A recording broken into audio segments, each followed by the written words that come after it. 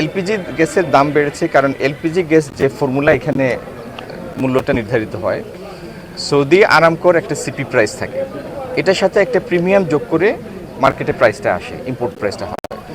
তো যেখানে অরিজিন সেখানে যদি বেড়ে থাকে এখানেও সেটার প্রতিফলন হবে।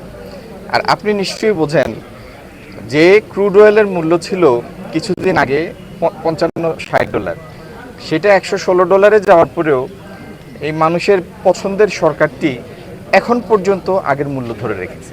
উদ্দেশ্য একটাই, এই মূল্য বৃদ্ধির কারণে যেন মানুষ কষ্ট না পায়। সেই জন্য রাষ্ট্র, আমাদের প্রধানমন্ত্রী তারেক রহমানের নেতৃত্বে এই রাষ্ট্র যতক্ষণ পর্যন্ত মূল্য বৃদ্ধি না করে দেশের পরিস্থিতি স্থিতিশীল রাখতে পারবে, রাষ্ট্রের আয়ের বিষয় সেই যতক্ষণ পর্যন্ত রাষ্ট্র সহ্য করতে পারবে এবং দেখেছেন যে যুদ্ধ লাগার পরেই মূল্যের সমন্বয় হয়েছে।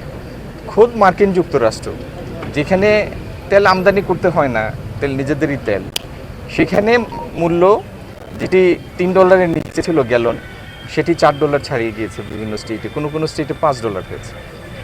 বাংলাদেশ একটা দরিদ্র রাষ্ট্র, তার আর্থিক সক্ষমতা অত্যন্ত সীমিত, সংকীর্ণ, তার রিসোর্স মোবিলাইজেশন সেটাও খুব কম।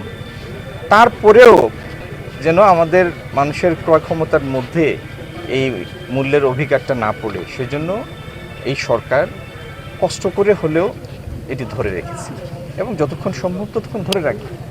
আগাম কথা বলে কেন আমরা সংখ্যা বৃদ্ধি করব?